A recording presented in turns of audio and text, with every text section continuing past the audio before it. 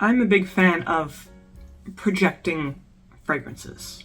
Fragrances that really kind of go out into the air around you and last a long time. Because I cannot stand when you put on a perfume and it kind of just disappears as soon as you put it on. Or, it's just very hard to smell, hard to notice. So I really like kind of the stronger, more permeating perfumes.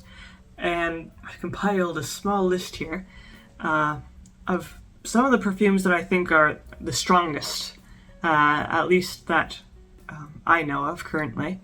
One of which is this one. So anyone who knows about vintage perfumes probably knows that this is Youth Dew by Estée Lauder. This is from 1953, and I think it's been reformulated a few times since then, but this is a bomb of spice and musk notes and citrus, and it's really delicious, but you have to be very careful not to put too much on because it's a very easy thing to do. You can kind of get an idea of the strength, the potency just from the color of the liquid. And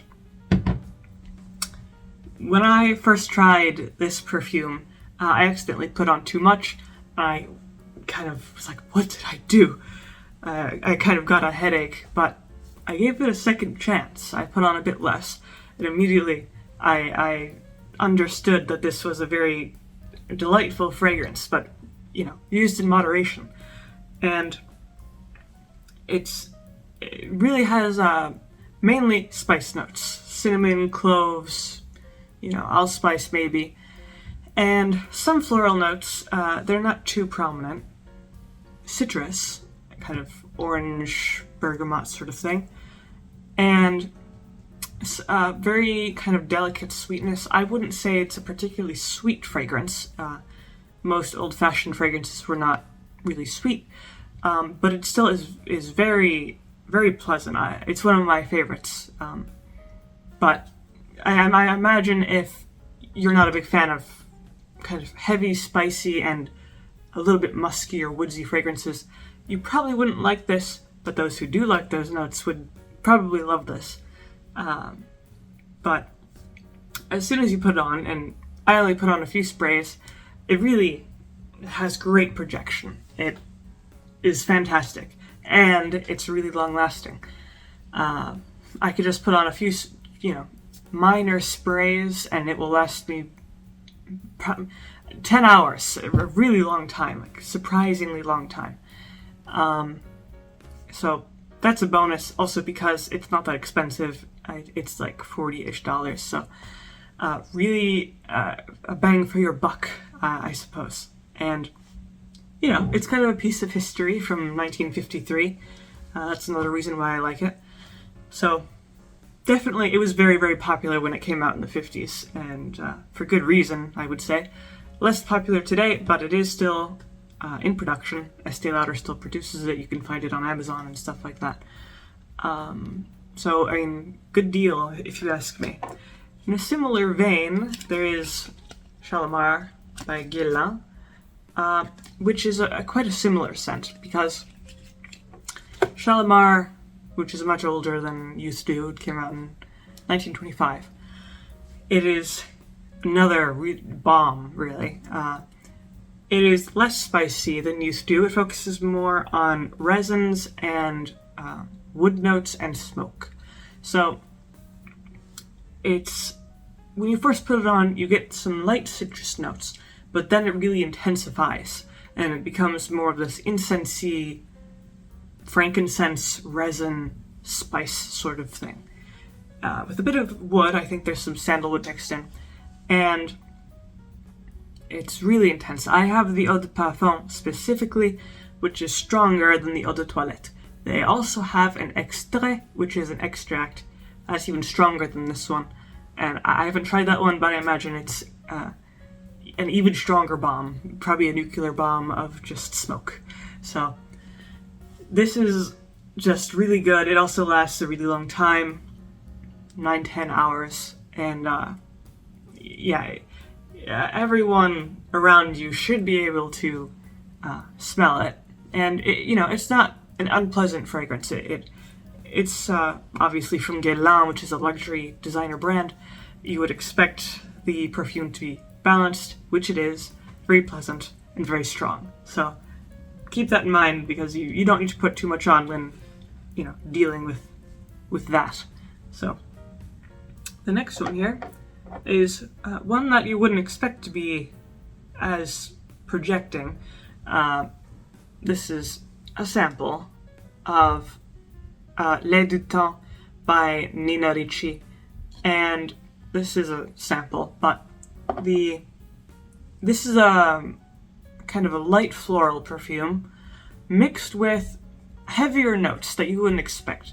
Kind of these warm wood notes, a bit of amber, that really grounds these florals, because a lot of floral perfumes are relatively weak. They don't project that much, they're not too strong, they won't last that long, but this is unique. It came out in 1948, and those base notes really make it very powerful, actually. Not as powerful as, Youth do in Shalimar.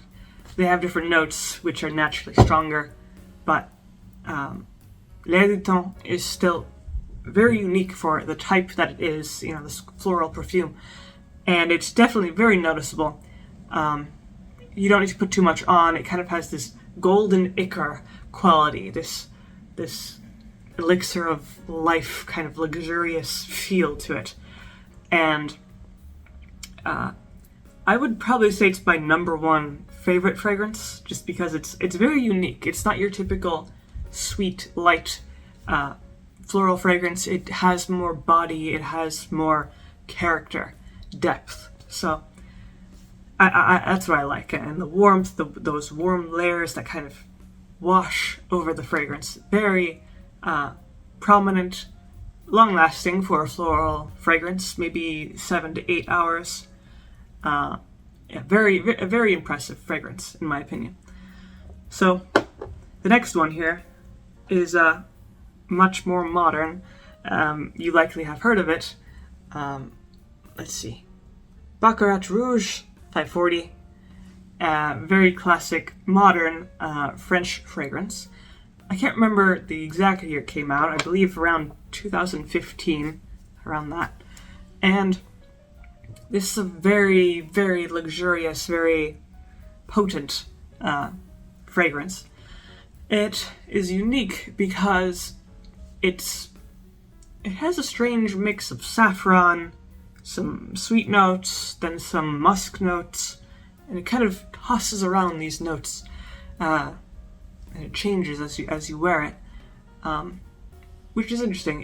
It kind of has this kind of burnt sweetness, like you are, roasting a creme brulee or something along those lines. So definitely unique, not too sweet.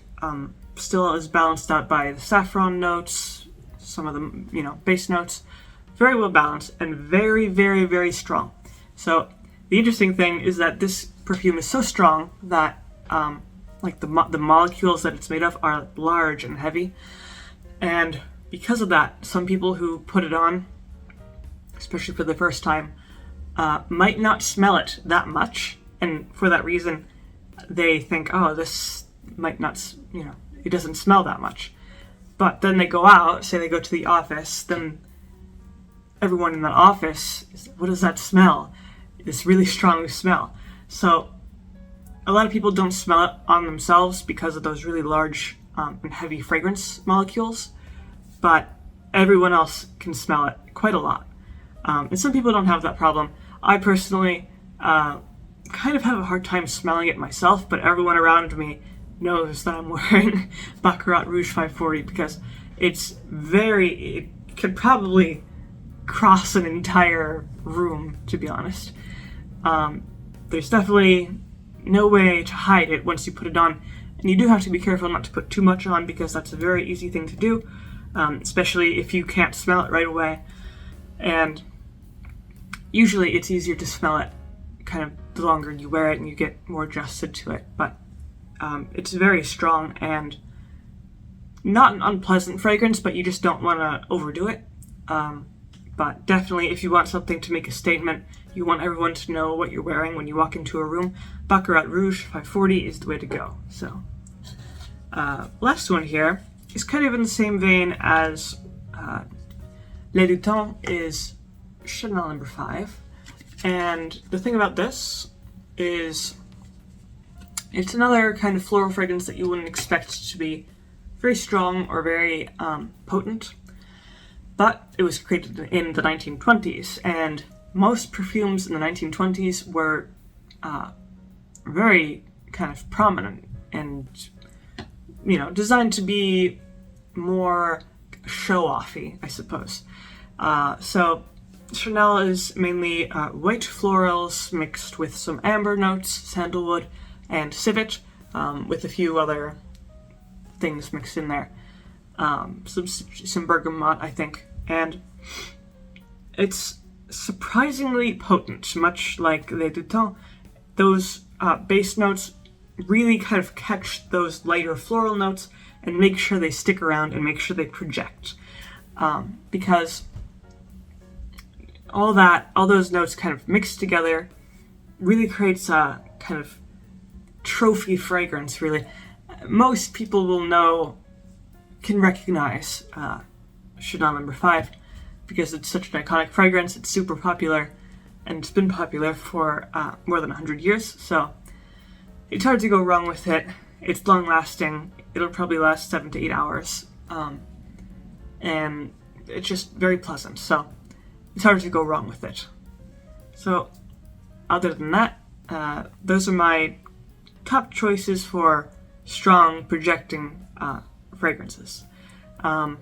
If you have any other recommendations for, you know, strong projecting fragrances, you can leave those down in the comments below. If you like the video, leave a like, maybe subscribe, and I make videos throughout the week, so stick around for those.